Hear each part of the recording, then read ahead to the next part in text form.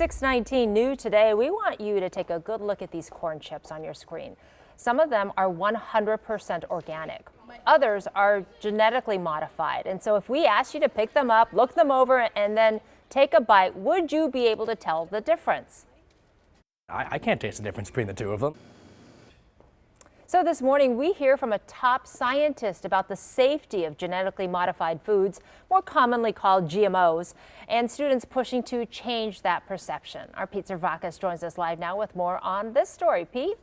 Well, Susan, more than 90% of corn and soybeans grown in the U.S. are all genetically engineered, but many of us still look for foods in the grocery store labeled non-GMO because you may have heard there are health risks associated. So this morning, we're looking at whether those foods are actually a threat.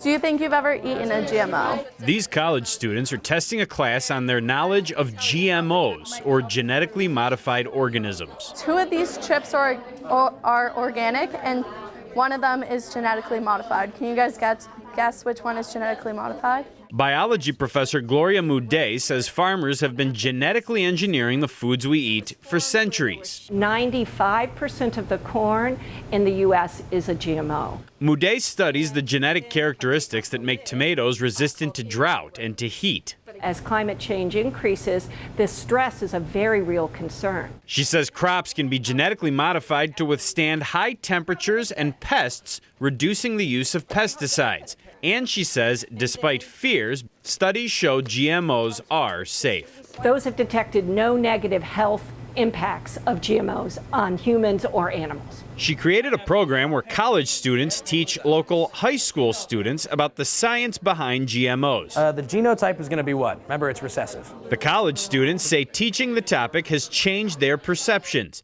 In fact, only 46% of them favored GMOs before, 97% favor them now. I feel like there's a lot of false rumors out there, and a lot of people don't know the true scientific reasons behind them. Having to understand it first before I go to teach it makes you, first of all, learn it 10 times better, and that's kind of why we're here. Now, Professor Moudet's study suggests students develop an informed opinion first through learning the science of genetic engineering. Then it's recommended to teach it to younger students. As for those chips, guys, the purple apparently were the natural, and the white corn chips are the ones that are GMO. Oh, so now we know. Now we know. Thank you, Pete. Thanks, Pete.